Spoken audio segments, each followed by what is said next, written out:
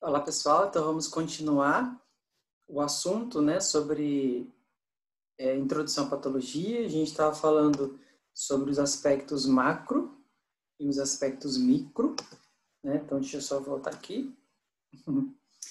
Então, a gente vai falar, a gente estava falando aqui, ó, sobre aspectos macroscópicos, chamados de necrópsia, e aspectos microscópicos, chamados de histopatologia. Então, a gente vai falar um pouquinho da necrópsia, depois a gente vai falar um pouquinho da histopatologia. Então, a necrópsia vem do grego e significa necros, significa corpo morto, e ópse significa visão. Então, visão do corpo morto, visão do cadáver. Só que não é uma visão, você olhar, né? É uma visão detalhada. A gente diz que é pormenorizada, né? É uma visão detalhada, criteriosa, de todos os órgãos, de todos os tecidos do animal. Então, a gente vai avaliar sistema por sistema, órgão por órgão, tecido por tecido.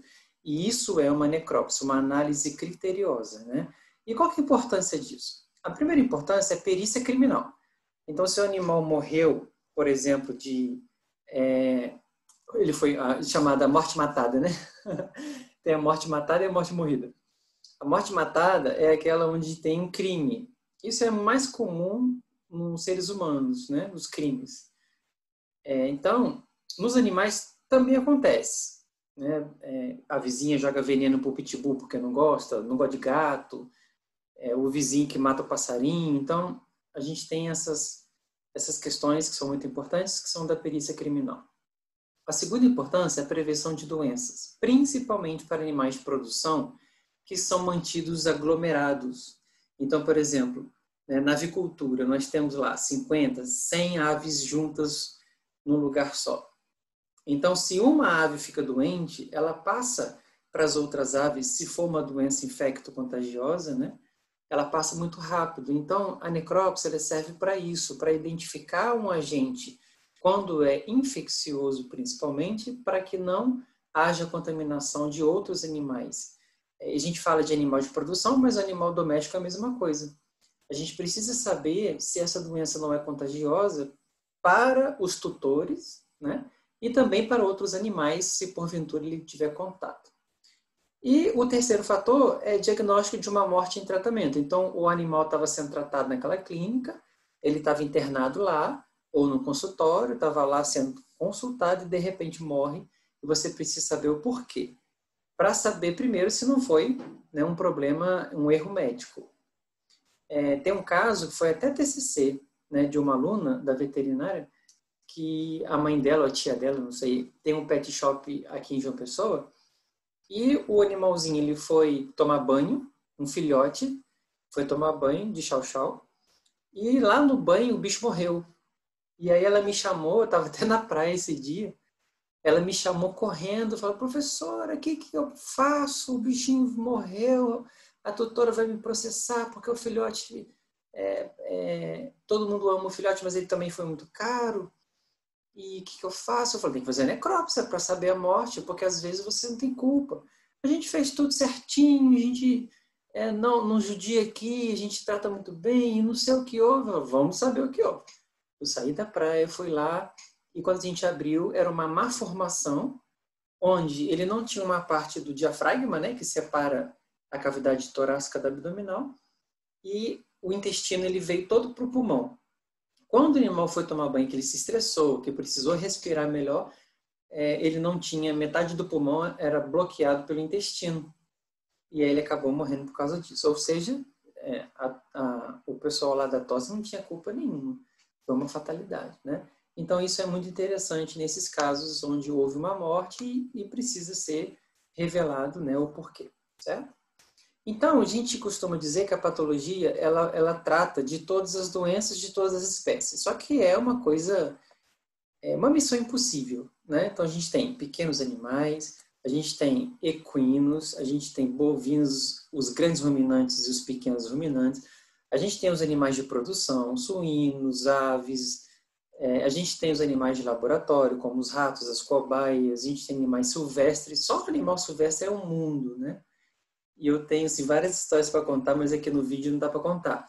Mas eu gosto muito de pequenos animais. Então, a gente acaba gostando mais de alguma espécie, porém, a gente tem que trabalhar com todas enquanto patologista, né? E aconteceu várias coisas engraçadas no decorrer da minha carreira de 15, 16 anos, onde eu comecei trabalhando só com pequenos, queria só cão e gato, cão e gato. Quando entrei na patologia, eu fui jogada no meu primeiro emprego para trabalhar com bovinos e com cavalos, que eu não queria.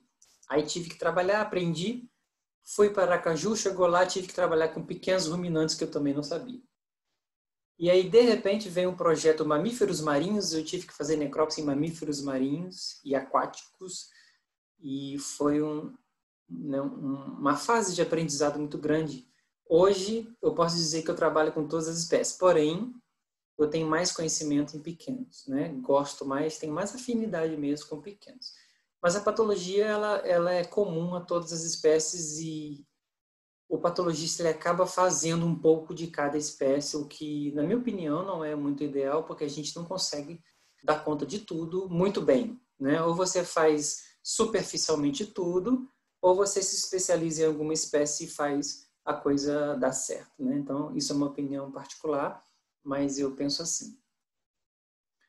Então, aqui mamíferos marinhos, né? Então todas as espécies são contempladas. O termo autópsia, vocês já devem ter visto muito, né? Autópsia de fulano, necrópsia de fulano. Então, o autópsia significa visto por si mesmo, que é mais usado na medicina. Então, você pode ver no Jornal Nacional, né? Em qualquer jornal, quando ele vai falar, por exemplo, a autópsia de Michael Jackson, a autópsia de um cantor famoso, de uma pessoa, né, que morreu misteriosamente, do Charlie Brown. Sempre fala autópsia quando é ser humano. E quando passa uma reportagem, já reparei isso, quando passa uma reportagem de um animal que foi morto ou de uma mortalidade muito grande de algum animal que tem risco para a saúde humana, fala necrópsia, tá? Então, é assim que a gente utiliza, autópsia mais para seres humanos e necrópsia para animais. E ainda existe o termo biópsia.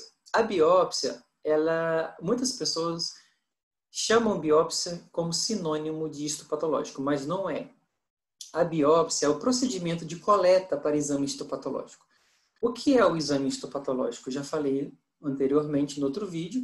É o exame onde a gente vai avaliar as células daquele tecido, né? As células que estão alteradas daquele tecido que está doente. Então, a gente vai ver a parte microscópica com as características celulares. Então, para que eu faça isso, eu preciso coletar uma amostra, coletar um pedaço daquele tecido. Se for uma necrópsia, é muito fácil, você corta e coleta. Agora, se o animal estiver vivo, você tem que coletar um pedaço do fígado dele, por exemplo, não é uma coisa fácil, né?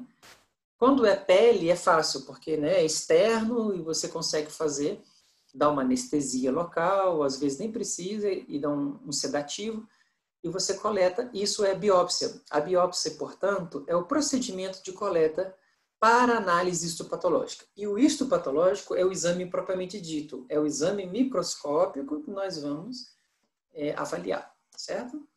Então, para fazer isso, vocês já devem ter visto isso em histologia, eu vou passar rápido, mas a gente pega o material coletado, leva para o laboratório, lá nós vamos cortar, nós vamos parafinar, vai formar um bloquinho de parafina com o material dentro, como vocês estão vendo aqui, né? Um bloquinho, e aqui dentro um fígado cortadinho, como a gente cortou, aqui a identificação da peça, e ela vai passar por um aparelho que vai cortar uma lâmina ultra fina, né, com 5 micrômetros de espessura, através de um aparelho chamado micrótomo.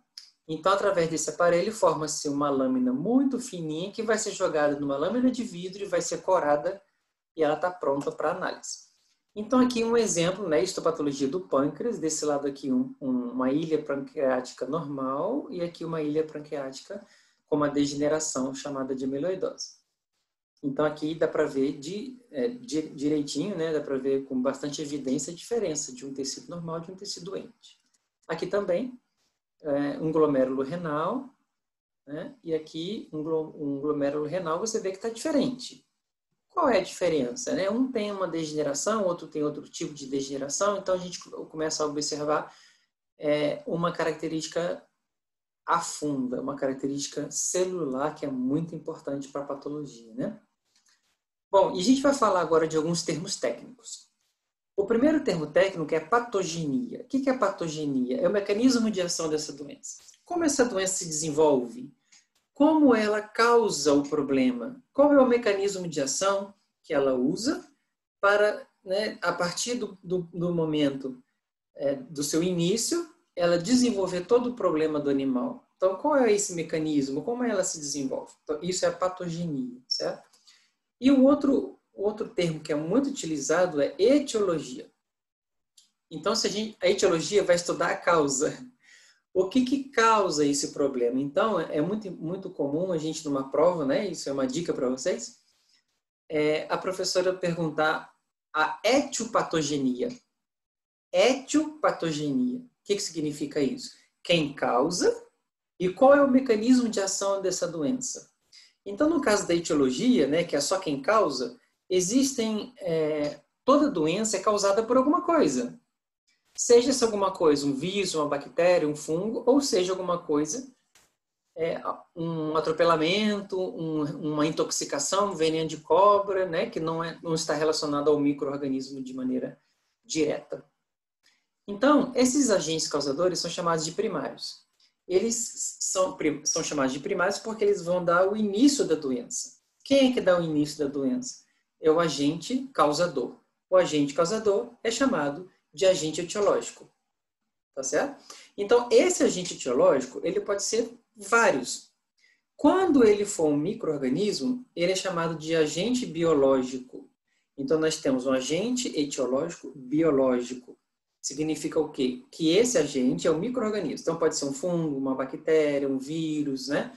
Um protozoário, um parasita. Então, ele é um organismo vivo, um micro-organismo que está ali causando aquele problema que a gente vai chamar de uma infecção. E, por isso, ele é um agente etiológico biológico. Um exemplo é o vírus da gripe, o coronavírus. O vírus é um agente biológico, etiológico biológico, né? As otites, que são infecções de ouvido, que o ouvido fica dolorido, com secreção, aquela coisa toda. Aquilo ali é provocado normalmente por ou bactérias, ou fungos, ou sarna. Então, tanto a bactéria, quanto o fungo, quanto a sarna é um micro-organismo. Então, se é um micro-organismo, eu tenho que o agente etiológico da otite é biológico. Tá certo? Só que, se o animal for atropelado, não tem uma bactéria como causadora do problema. É uma pancada. Então, no caso de pancada, no caso de veneno, em caso de intoxicação, não tem um micro-organismo envolvido. Quando não tem um micro-organismo, então a gente vai ver qual grupo que ele pertence.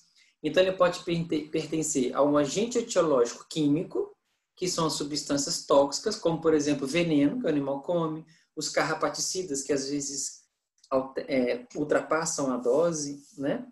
E aí eu vou ter, então, uma intoxicação, agente etiológico químico. Os agentes físicos, que são os traumas, as pancadas, né? Não é trauma psicológico não, viu, gente? É trauma de pancada mesmo. Então, atropelamento, briga, mordida, isso tudo causa uma lesão e não tem um envolvimento da causa primária de bactérias e nem de micro-organismo. Então, ele é um agente etiológico físico. E o agente térmico, que ele também é físico, mas ele, quando é provocado por temperatura, a gente diz que é térmico, que é o calor e o frio, né? Tanto o fogo quanto o gelo, eles queimam e causam lesões, certo? Então, aqui é um exemplo de um agente etiológico térmico, né? Que isso é uma maldade muito grande, mas que muita gente faz, que é jogar água quente no animal, jogar óleo quente, simplesmente pelo fato para espantar ou porque não gosta do bicho, né? Então, isso causou uma lesão, uma queimadura muito grave de um agente térmico. Aqui um agente físico, que é uma fratura, né? Então, o animal foi atropelado, o animal teve uma briga, caiu de um andar alto, né? Então, teve uma fratura, um agente físico. Aqui um agente biológico, um parasita e um fungo, né? Quer dizer, 2 parasitas, né, no caso da foto, mas o que a gente tem é um micro-organismo envolvido, então um agente biológico. Agora, aqui, pessoal, eu queria que vocês parassem e prestassem muita atenção e a gente vai fazer algumas atividades com relação a isso. Presta atenção nesse slide.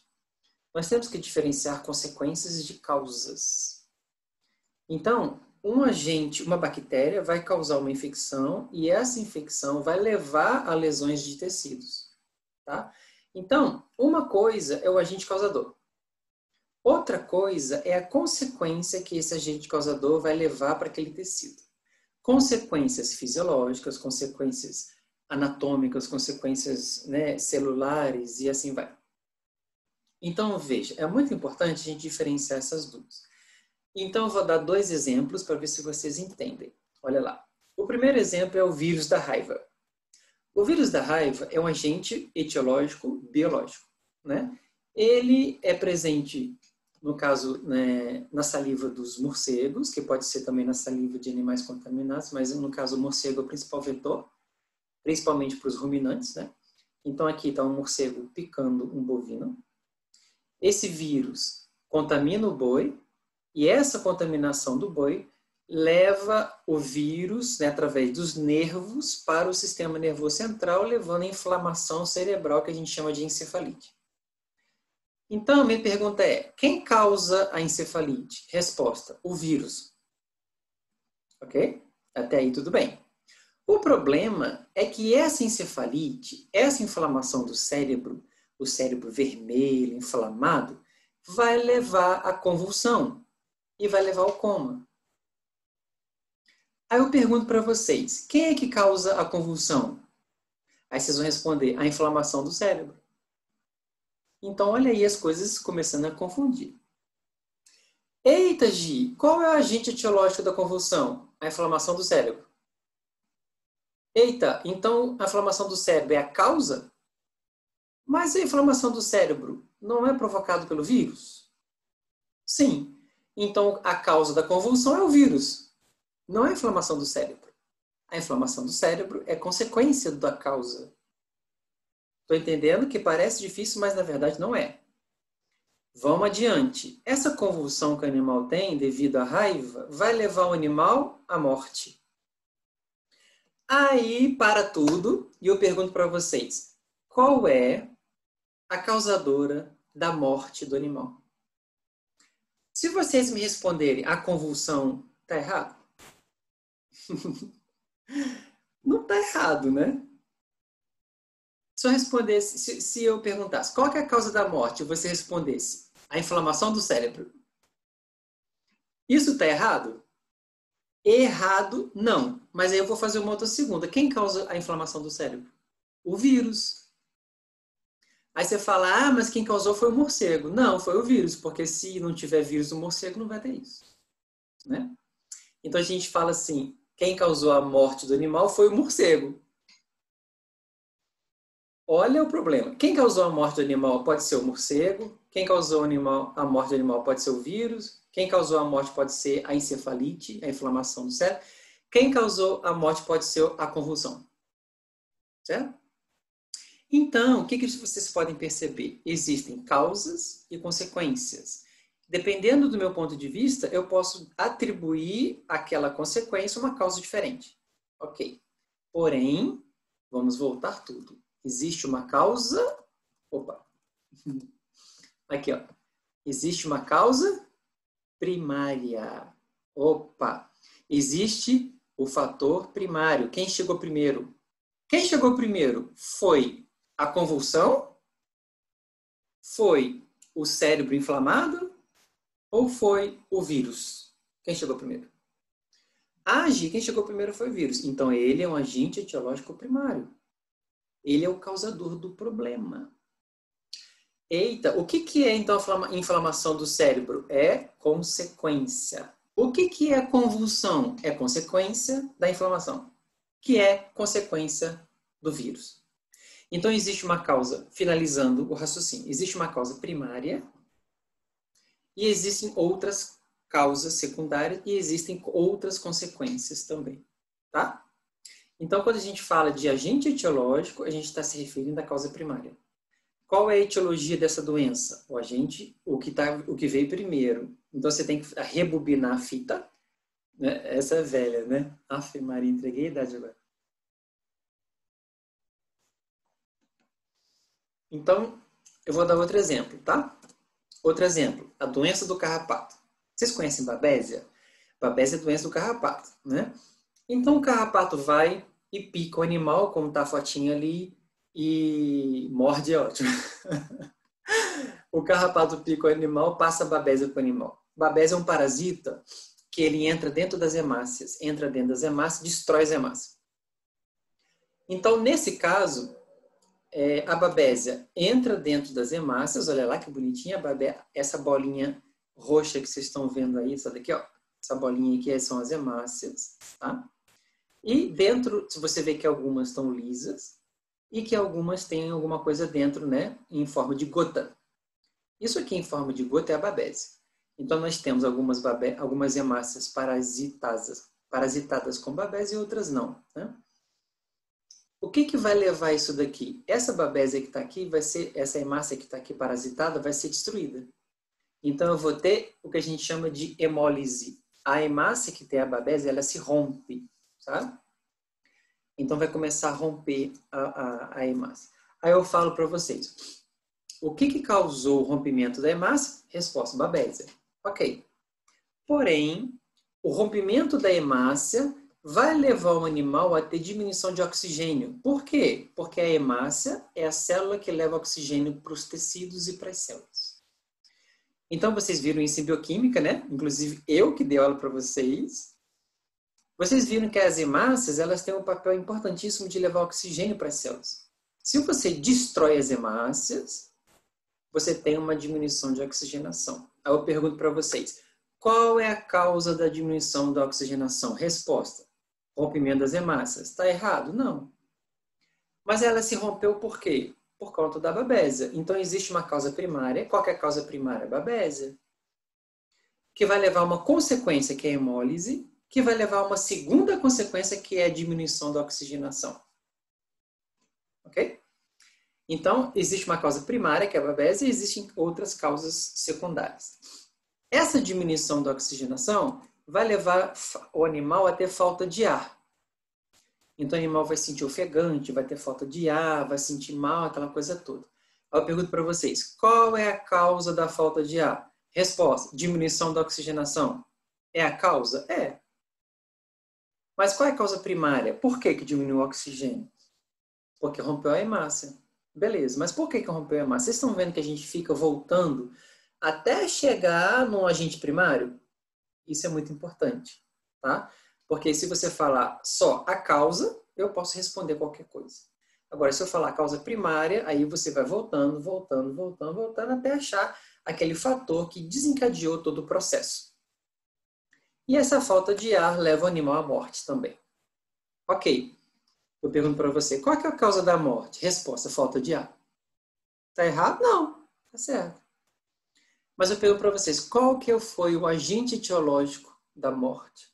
Aí vocês vão buscar o que veio primeiro, tá?